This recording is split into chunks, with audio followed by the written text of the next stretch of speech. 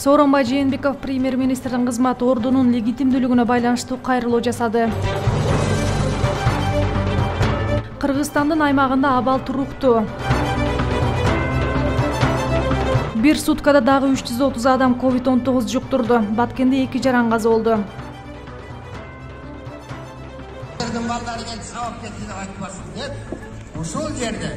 Өкмөт үйүнүн алдына Жапаровдун тарапташтары чогулушту. Сооронбай Жээнбеков премьер-министрдин кызмат ордунун легитимдүүлүгүнө байланыштуу кайрылуу жасады. Урматтуу мекендештерим, кече Жогорку Кеңештин төрагасы шайланды. Эми парламентибиз толук кандуу иштей алат. Садыр Жапаровду премьер-министрдикке мыйзамдын баардык нормаларын сактоо менен кайра кароочун үчүн парламентке жөнөттүм. Буга чейинки Жогорку Кеңештин токтому мыйзамдын талаптары сакталбай кабыл алынып калган. Ошондуктан бул токтомдор парламентке кайтарылды. Урматтуу мекендештерим, өлкөдө абал тынч болуусу жана өкмөттү башка мамлекеттер тааныш үчүн өкмөт башынын талапкерлигин мыйзамды кынтыксыз сактоо менен бекитүү зарыл. Саясат токтотуп иш көтөлү. Күндөн күнгө коронавирус пандемиясы күчөп жатат. Кылычын шүйрөп кыш келип калды. Балдарыбыз мектепке тынч барып окуш керек. Бизнестин ишин камсыздайлы. Талаш тарышка убакыт жок. Бардык бийлик бутактарын бир ыргакта чогуу иштөөсүн баштайлы.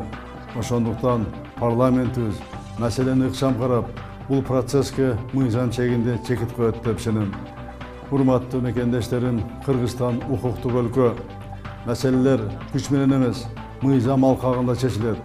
Баарыңыздарды мыйзамды сактоого чакырам. Кыйынчылыктарды акыл менен жеңип, бир эл, бир жут катары абийирибизди сактап калалы.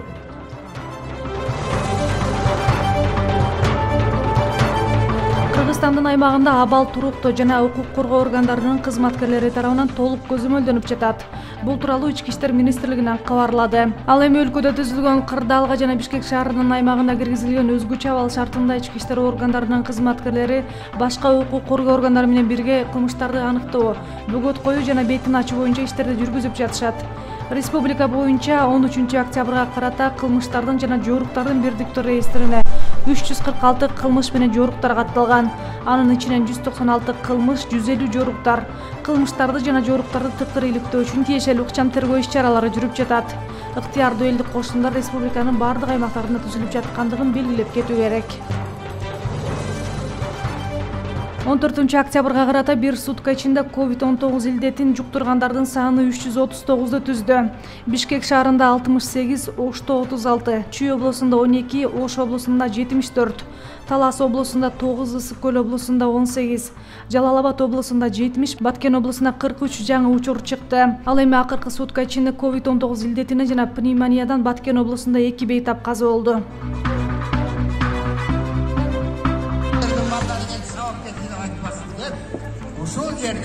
Бүгүн 14 октябрда Садыр Жапаровдун тарапташтары өкмөт үйүнүн жанына чогулушту. Эски аянтта 300 адам катышууда. Социалдык тармактарда кече Жапаровду колдоо боюнча тынчтык митингге өтөрү айтылган. Жогорку Кеңештин депутаттары Садыр Жапаровду дагы бир жолу Кыргыз Республикасынын өкмөтүнүн башчылыгына дайындашты. Ошондой эле жаңы өкмөттүн курамын бекитип берди. Залда 83 депутат болду. Бардыгы бир добуштан колдошту. Өз кезегинде Садыр Жапаров сөз сүйлөп элге, депутаттарга жана журналисттерге ыраазычылыгын билдирди. Колубуздан келишинче тартипти, адилеттүүлүктү жана мыйзамдуулукту орнотконго толук күчүбүздү жумшайбыз дейт ал. Кыргыз элим жана казак эли жакында эле ошол бир видео таркаптыр Инстаграмда, ТикТокто ушундай. Мен ошол видеону милициялар аркылуу билдим. Милицияларга чоң рахмат. Алла разы болсун. Андагы ал видеодо как мени монтаждап, ошол голосор монтаждап ушундай сыяктуу ал кандай десем, милициялар аркылуу билип калдым, ал такыр окшош эмес, башка эле бир адамна кандай десем, монтаждалганда вообще мен антип казак элини, кыргыз элини, өзбек элини бөлүп жаргандан алысмын. Бирок кандай болсо деле мен ал мен эмес болсом деле, бирок мен казак элимден, өзбек элимден, кыргыз элимден кечирим сурайм. Бирок кантип монтаждалган, аны бирок милициялар буйрук сатат. Улуттар аралык кастыкты козутуу боюнча шектүү жаран аныкталганын УКМКнын басма сөз кызматы билдирет. Ведомствонун маалыматы боюнча 13 октябрда ыкчам издөө иш-чараларынын жүрүшүндө 2002 туулган ИУЛТ аттуу Facebook социалдык тармагынын колдонуучусу аныкталды. Ал социалдык тармактардын колдонуучуларынын нааразычылыгын туудурган жана улуттар аралык кастыкты калыптандырууга шарт түзгөн чагымчыл видео тасманы жарыялаган деп билдирди аталган кызмат. Учурда материалдар тиешелүү органдарга экспертизага жөнөтүлдү. Сотко чейинки өндүрүштүн материалды кылмыштардын жана жоруктардын бирдиктүү реестрине расалык, этникалык, улуттук, диний жана региондар аралык кастыкты козутуу беренеси боюнча катталган.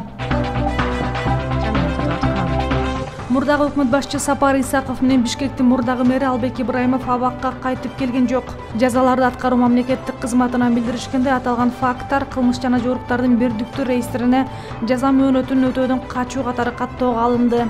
Эскерте кетсек, Исаков менен Ибраимов шайлоонун жыйынтыгына нааразы тараптардын 5 октябрдагы митингинен кийин башталган башаламандыктардан кийин бошотулушкан.